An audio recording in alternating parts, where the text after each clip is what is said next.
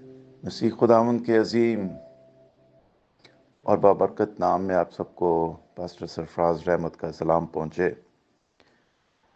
आप मेरी आवाज़ से अंदाज़ा लगा रहे होंगे कि थोड़ी सी मेरे गले की आवाज़ में वाइब्रेशन है, और ये 2 दिन से मेरी तबीयत ख़राब थी, जिसकी वजह से कल का मैसेज भी मैं डिलीवर नहीं कर सका। सो मैं खुदा का शुक्र अदा करता हूँ कि आज खुदा ने मुझे सेहत तंदुरुस्ती दी है कि मैं दोबारा से अपने ट्रैक पे वापस आ सकूं। So it's all glory to God. शुक्रगुजारी करता हूँ आज की सुबह के लिए, खुदा ने जो सुबह के पैरों में हमें एक मरतबा फिर बेदार किया है, और ये सुबह के पहले पहर जो खुदा ने हमें दिए हैं, हम उसके कलाम से, उसकी हजूरी में, उसकी शुक्रगुजारी में अपना आगाज़ कर सकें। हम ज़बूरों का सिलसिला शुरू किए हुए हैं, और ज़बूर 6 तक हमने खुदा के कलाम से सीखा था कि how we can apply these Sam's. ये जो ज़बूर है, हम आज की रोज़मर्रा ज़िंदगी में किस तरह अपनी हकीकी ज़िंदगी जब हम गुजार रहे हैं तो उस पर अप्लाई कर सकते हैं। तो ये ज़बूर, हर इंडिविजुअल ज़बूर जो है वो किसी ना किसी सिचुएशन के अंदर रहते हुए बोला गया है, और उसका फ़ायदा आज हम किस तरह उस सिचुएशन में रहते हुए हासिल कर सकते हैं, ये हमने उसमें से अपने लिए मन बटोरना है। तो आज ज़बूर 7 की बात करेंगे। दाऊद का शिगायून, जिसे उसने बिन्यामीनी कूश की बातों के सबब से खुदा के ज़ूर गाया। बिन्यामीनी कबीला, जिसमें से खुदा का बंदा पहला जो इस्राएल का बादशाह था, उसका नाम साउल था। और आपको भी मालूम है कि वो बिन्यामीनी कबीले से था, और उसका बज़ाहिर नाम लेकर तो बात नहीं की गई, लेकिन बिन्यामीनी कबीले को सामने रखकर बात की गई है। और दाऊद का सबसे बड़ा जो मुखालिफ था वो साउल था, क्योंकि जब दाऊद को बरकत दे दी गई, दाऊद पर खुदावंद का हाथ रहा, और उसे मालूम हो गया कि यही वो बंदा है जो मेरे लिए खतरे का बाइस हो सकता है। तो हर दो चंद वो उसकी जान के दर पे रहता था कि किसी तरह मैं इसे हलाक कर दूं, लेकिन दाऊद हर दफा उससे बच निकलता था, और ये खुदा उनकी तरफ से होता था। लेकिन दाऊद ने अपने दिल में कभी नहीं चाहा कि वो उसके साथ बुराई के बदले बुराई करे। कभी भी दाऊद ने बुराई के बदले बुराई नहीं की। और ये एक बहुत बड़ा लेसन है हमारे लिए कि खुदा के ममसू या खुदा के चुने हुए लोग, चाहे वो गुमराह भी हो जाएं, फिर भी हमें उनकी मुखालफत नहीं करनी चाहिए। हमें अपने आप को कंट्रोल में रखना चाहिए। और यहाँ पर एक और बात का मैं इजाफा कर दूं कि दाऊद, मेरे पास टाइम भी कम होता है, मैं ज़्यादा डिटेल में नहीं जा सकता, लेकिन एक बात बताऊंगा, दाऊद के पास एक दफ़ा मौका था कि वो साउल को मार सकता था, लेकिन फिर भी वो साउल पर हाथ उठाने से डरा, क्योंकि वो समझा कि ये खुदा का ममसू है, और मैं इस पर किसी भी तरीके से ऐसा हमला नहीं कर सकता कि ये मर जाए। अगर ये मेरे साथ कुछ बुराई कर भी रहा है तो खुदा ही इसे जाने। सो प्रेज द लॉर्ड। तो ये जो ज़बूर है, ख़ास तौर पर बिन्यामीनी कबीले यानी साउल को ख़ास ज़हन में रख के इसने लिखा, लेकिन उसका नाम नहीं लिया गया, उसके कबीले का नाम लिया गया है। और उसकी बातों के सबब से ये घायल होता था। हर रोज़ इसकी जान शिकंजे में रहती थी, उससे ये डरता था।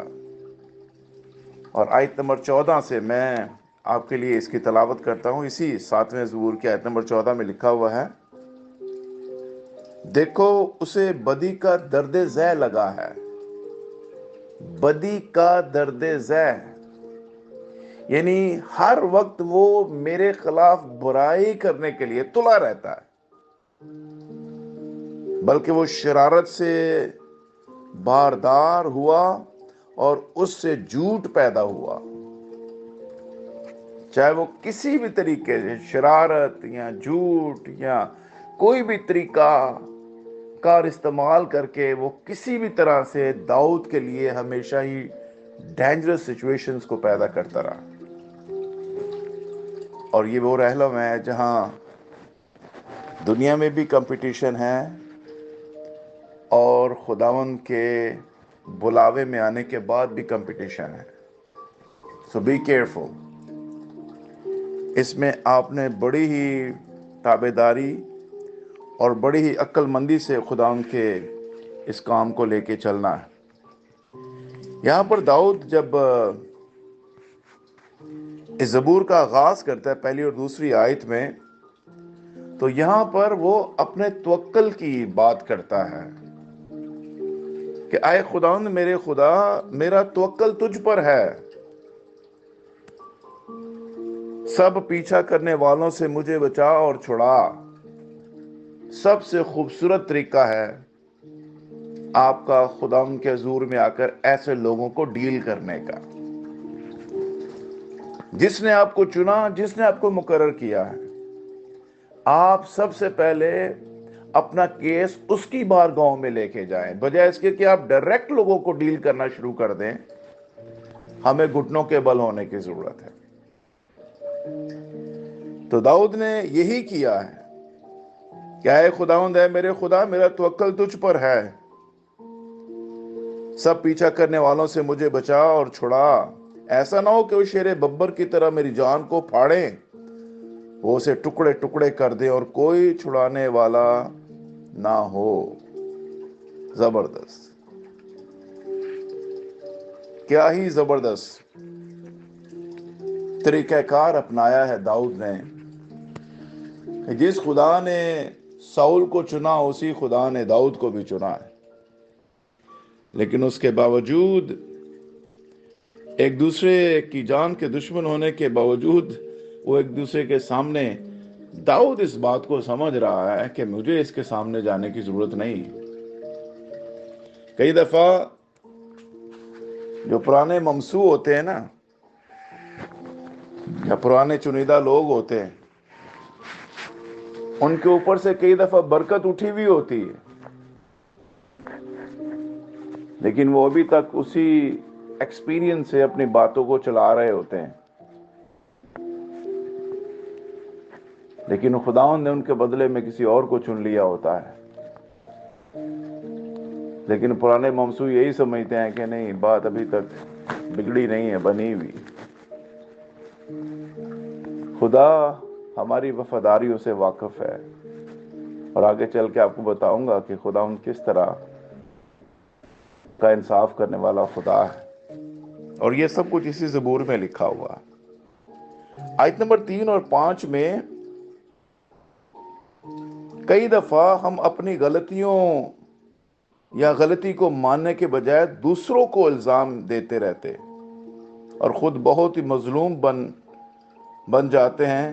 لیکن یہاں یہ داؤد جو ہے اپنی غلطی کو مانتا ہوا نظر آتا ہے، اور وہ ایک لفظ یوز کرتا ہے، اگر میں نے تیری حضور میں کوئی خطا کی ہو تو اس کے لیے بھی میں معافی چاہتا ہوں۔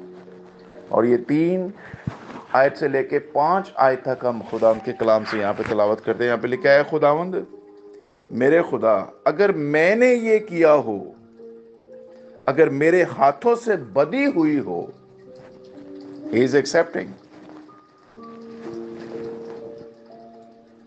اگر میں نے اپنے میل رکھنے والوں سے بلائی کے بدلے برائی کی ہو، بلکہ میں نے تو اسے جو ناحق میرا مخالف تھا بچایا ہے۔ خدا ہم کہہ، میں نے تو اسے بچایا ہے۔ دیکھیں داؤد کہہ رہا ہے، جو میرا ناحق مخالف ہے، یعنی میں نے اس کا کوئی قصور بھی نہیں کیا، پھر بھی وہ میرا مخالف ہے۔ یہ دونوں ہی عالم میں آپ کو ایسے لوگ ملیں گے، آپ کی پیٹھ پیچھے آپ کی برائی بھی کریں گے، آپ کے خلاف باتیں بھی کریں گے، آپ کے لیے گھڑے بھی کھودیں گے، لیکن آپ کے منہ کے اوپر 12واں شاگرد جو جس کا نام یہودا اسکریوتی تھا بوسہ بھی لیں گے، آپ کو پکڑوائیں گے بھی، آپ کے لیے مشکلات بھی پیدا کریں گے. لیکن بی کیئرفل، مجھے اور آپ کو طریقہ وہی اپنانا ہے، پہلی اور دوسری آیت والا، کہ ہمارا خداوند پر توکل ہے اور ہم نے اپنا کیس خداوند کے حضور میں گھٹنوں کے بل ہی رکھنا ہے. دس از دا کی ورڈز، پہلی اور دوسری آیت. لیکن ایک بات یاد رکھیے، امثال کی کتاب میں 3 آیت سے 5ویں آیت تک جو پولس نے کہا ہے نا کہ اگر میں نے تیرے حضور میں کوئی بدی کی ہے یا میرے دل میں کوئی میل کسی کے بارے میں آ گئی ہے تو میں اس کو قبول کرتا ہوں. یہاں تک وہ کہہ رہا ہے میں نے تو اپنا ناحق مخالفت کرنے والوں کو بھی بچا لیا، ان کو بھی نہیں میں نے مارا، جو شروع میں نے آپ کو بتا دیا. لیکن امثال کی کتاب اس کے 28 باب کی 13ویں آیت میں لکھا ہے جو اپنے گناہوں کو چھپاتا ہے کامیاب نہ ہوگا، لیکن جو ان کا اقرار کر کے ان کو ترک کرتا ہے، لکھا ہے اس پر رحمت ہوگی، اس پر رحمت ہوگی. لہذا 6 آیت میں دوبارہ سے داؤد یہ کہتا ہے اے خداوند اپنے قہر میں اٹھ، میرے مخالفوں کے غضب کے مقابلہ میں تو کھڑا ہو جا، اور میرے لیے جاگ، تو نے انصاف کا حکم تو دے دیا ہے. ہاللیلویہ. سو یہاں پر داؤد اپنا کیس خداوند کی سچی عدالت کے سامنے رکھتا ہے، اپنی پٹیشن وہاں پر دائر کرتا ہے، اور خداوند کو اپنا جج اور منصف بنا کر اس کے سامنے اس کیس کی پیشی کو خداوند کے سامنے رکھتا ہے. اور آیت نمبر 7 اور 8 میں لکھا ہوا ہے تیرے چوگرد قوموں کا اجتماع ہو، یعنی خدا کو جج بنا دیا اور قوموں کو آگے کھڑا کر دیا ہے، اور تو ان کے اوپر عالم بالا کو لوٹ جا. خداوند قوموں کا انصاف کرتا ہے. اے خداوند صداقت اور راستی کے مطابق جو مجھ میں ہے میری عدالت کر. کس کو خداوند کہہ رہا ہے میری عدالت کر؟ خداوند خود، داؤد خود خداوند کو کہہ رہا ہے کہ تو میری کیا کر؟ عدالت کر، کیونکہ مجھے تیری عدالت پر بھروسہ ہے. کئی دفعہ ہم دنیا کی عدالت میں ججز کو رشوت لیتے ہوئے، انصاف کرتے ہوئے دیکھتے ہیں کہ وہ مدعی کے ساتھ مل کر رشوت لے کے فیصلے بدل دیتے ہیں. لیکن یہاں پر جس کی عدالت میں داؤد نے کیس رکھا ہے نا، وہ عدالت ایسی میں اس نے کیس رکھ دی ہے خدا کی عدالت میں، جہاں پر رشوت والا تو معاملہ ہے ہی نہیں ہے. یہاں پر تو معاملہ ہے انصاف کا، حت الوسع انصاف ہی ہوگا. لہذا اس خدا کی عدالت میں یہ کیس رکھا گیا ہے، وہ بہت ہی زوراور جج ہے اور اس کو کوئی خرید نہیں سکتا. 9ویں آیت سے 16ویں آیت تک یہاں پر دیکھیے کیا لکھا ہوا ہے. کاش کے شریروں کی بدی کا خاتمہ ہو جائے، پر صادق کو تو قیام بخش، کیونکہ خدائے صادق دلوں اور گردوں کو جانچتا ہے. یہ جو خدا جس کی عدالت میں کیس داؤد نے رکھا ہے نا، پہلی اس کی کوالٹی یہ ہے کہ وہ دلوں اور گردوں کو جانچتا ہے. جو کچھ آپ دلوں میں سوچتے ہیں اچھا یا برا، وہ دونوں ہی باتوں کے بارے میں وہ جانتا ہے، whether you are bad or whether you are wrong. لہٰذا اب اس جج کے سامنے کوئی شخص اپنی چلاکی اور ہوشیاری کر کے بچ نہیں سکتا. اس لیے 10ویں آیت میں لکھا ہے میری سب پر خدا کے ہاتھ میں ہے جو راست دلوں کو بچاتا ہے. خدا صادق اور منصف ہے. خدا صادق اور منصف ہے.